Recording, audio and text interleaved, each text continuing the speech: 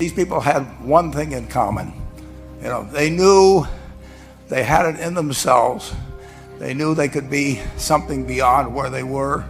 They were willing to put their time, their energies to better themselves. What you really could do with more skills, it's just remarkable. So I would like to just tell you a couple of short stories, and we'll draw maybe a couple of lessons from them. I would like to tell you of two women, each sold a business to Berkshire Hathaway, to me actually, for many, many, many millions of dollars. Both of them started with $2,500. By a coincidence, it was the exact same amount. It was everything they had in the world. And one of them was a woman who landed in Seattle in 1917, couldn't speak a word of English, had a tag around her neck. The tag said Fort Dodge, Iowa. The Red Cross got her to Fort Dodge, where she was reunited with her husband who had come to the country a couple of years earlier. And she lived in Fort Dodge for 2 years, and as she put it, she felt like a dummy. She couldn't pick up the language. She couldn't learn a word. And so she and her husband decided to move to Omaha. So they came to Omaha in 1919, and there she found a small colony of Russian Jews, so she started feeling more at home. And then as her oldest daughter went to school, she would come home, this daughter, Frances, and she would teach her mother the words she'd learned in school that day. And this woman, Rose Blumpkin, spent 20 years saving money, bringing first her siblings over, her mother and father, $50 at a time. She sold used clothing to do it. She had 4 children during this period. And by 1937, after 20 years, she'd saved $2,500. She went to Chicago and she bought what she could of furniture. Her dream had always been to open a furniture store. And this woman who had never gone to school one day in her life, with $2,500, but with the same spirit that the people in this room had about having a dream and working to accomplish that dream, she built a business which she sold to me in 1983 for $60 million approximately, and which did $1.5 billion worth of business last year. The 4th generation is working in that business. This woman, Rose Blumpkin, she worked for me until she was 103. And then she retired and she died the next year, which is a lesson to all of Berkshire's managers that premature retirement, you can't tell what's going to happen. But Mrs. B, with her $2,500, one further fact about her: she could not read or write. And she went into a furniture business, and she didn't bring anything unique in furniture, but she brought a determination to succeed. She knew she could outwork anyone else. She knew she cared about her customers. She worked at very low gross margins, but she built this incredible business. And I saw one other woman who did a similar thing with $2,500, and I paid her hundreds of millions of dollars for her business. So I decided to go to the source and get these people before, I don't want you guys coming around to me asking me hundreds of millions of dollars. I'd like to join in with you much earlier. So I've followed this group, and today I'd like to tell you about one other small business person. This person, I went to buy his business from him, and he turned me down, which was very wise. But this was a fellow who was born about 8 years before I was. He was born in 1922.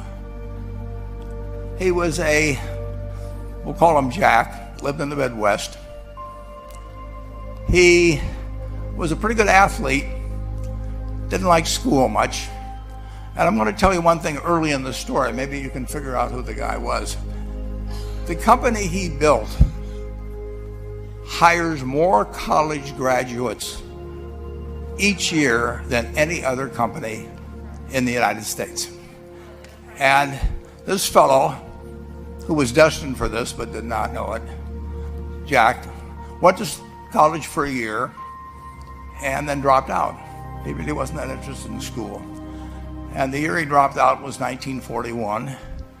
And when the United States became under attack, he went down to the Army Air Force recruiting station, volunteered, and they turned him down because he had hay fever. So he went over to the Navy and again volunteered, and they took him. They put him on an aircraft carrier, flew small flight airplanes during World War II, got 2 distinguished flying crosses from the Navy, and then he came back to the Midwest. So now we've got a young guy.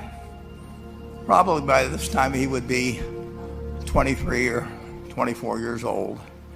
And the interesting thing is, he got back to the Midwest, and he actually kind of went from one job to another for a short period of, or not such a short period of time.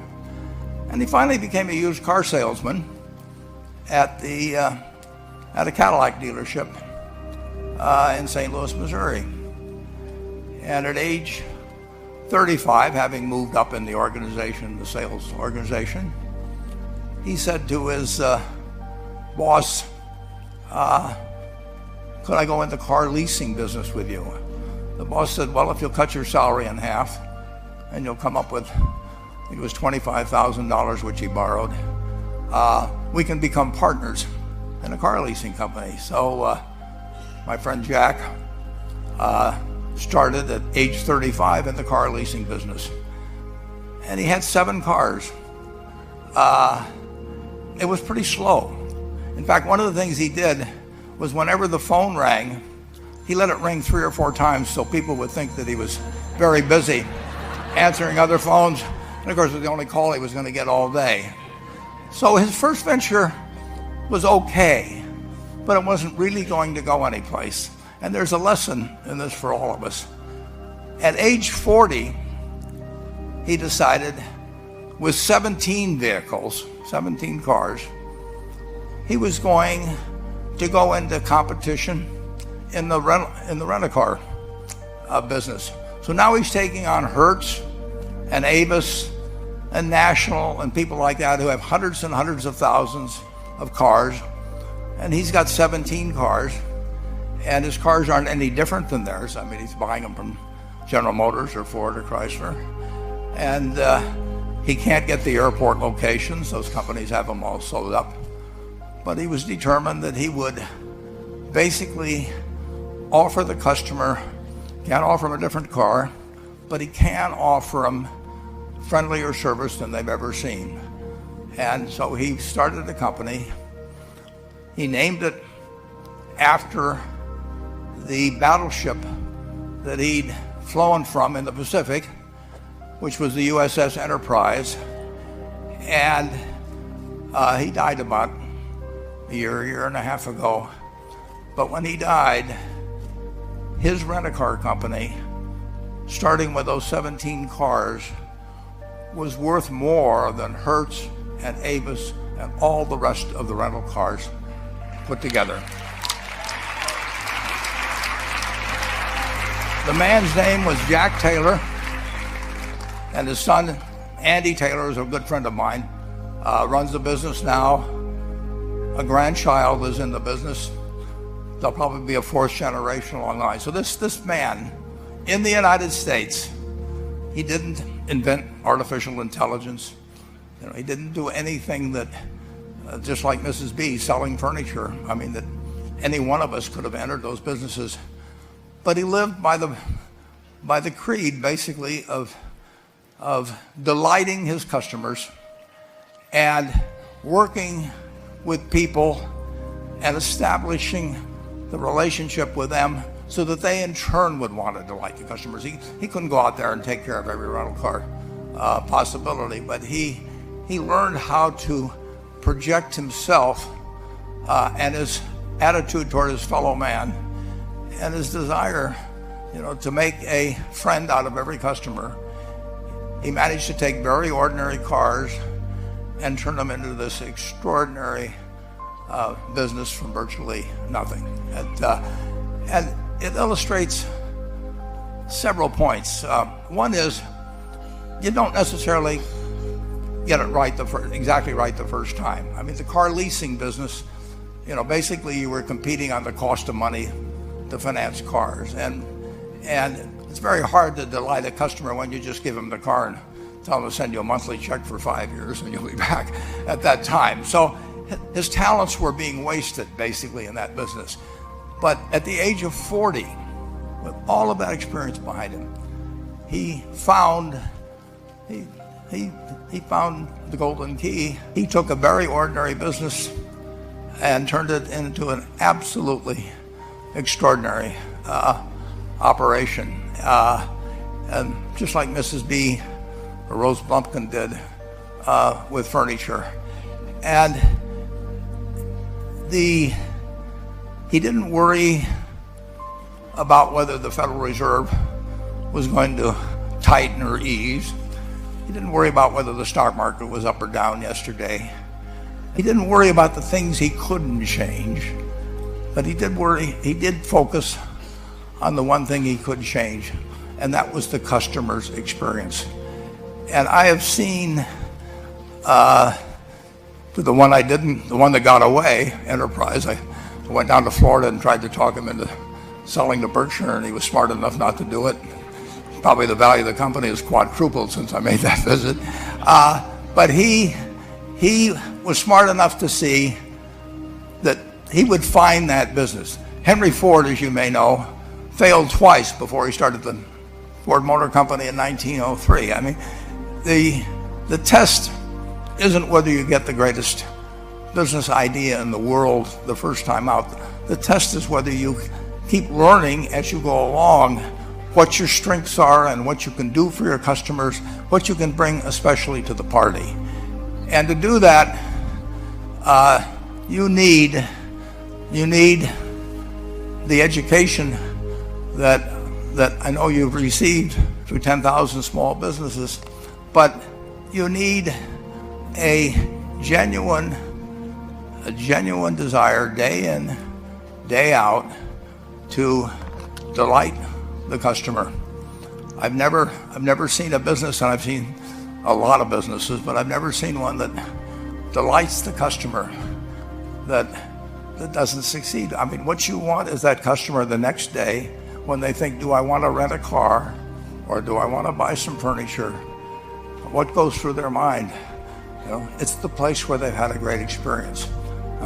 I don't know what I paid for this tie. Actually, probably if somebody gave it to me, but for the purposes of this speech, I will say I have no idea. But or the shirt I'm wearing, or this, but I do know. I will remember how I was treated when I bought it.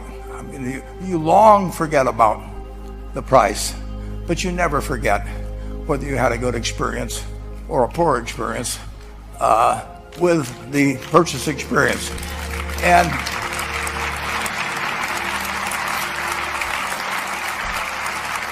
you'll have a hard time finding a person that's had a wonderful experience, a delighted experience in purchasing anything that isn't going to come back.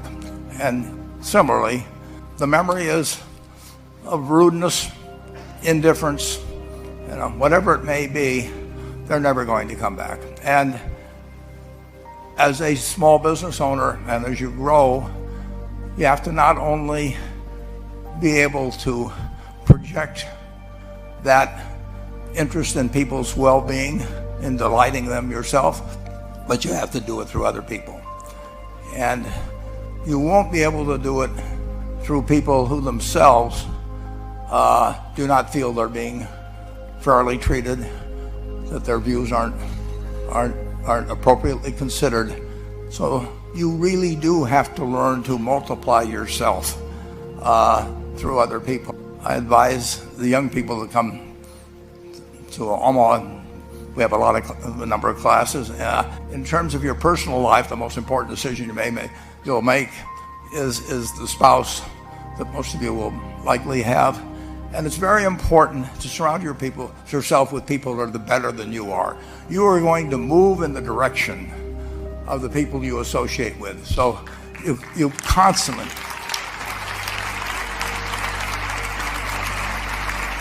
I've been enormously lucky in that respect. I've just had teachers and friends and a spouse that really was a better person than I was, and I had enough sense to learn from these people that life went better if you behave better yourself. It took a while. So I advise you to seek out, as your partner in business, your partner in life, whatever it may be, look for the people that actually are examples to you, rather than somebody that you think you need to straighten out yourself. And simple rules like that, delighting customers, working through other people, associating with people that will cause you to move in a better path than you might otherwise have.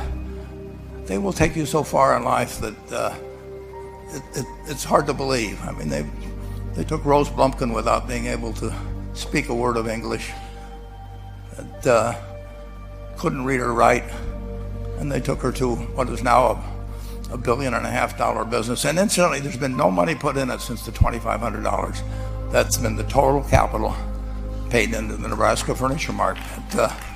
And I think if you looked at Enterprise, I don't know their books the same way, but my guess is that very little equity capital has been added to Enterprise over the years. The business built on itself. So I want to tell you, I admire this group enormously. When I met Dr. Mello's class on September 22nd, 8 years ago, I was thrilled, and I admire people that are doing what you have done. Working hard at your job at the same time, you took on an added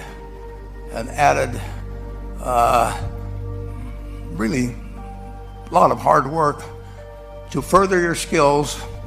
99% graduate. I mean, that's a mind-blowing statistic. And I'm looking at 2,200 people here who I admire. I'm cheering for you, and I can tell you the best is yet to come. Thank you.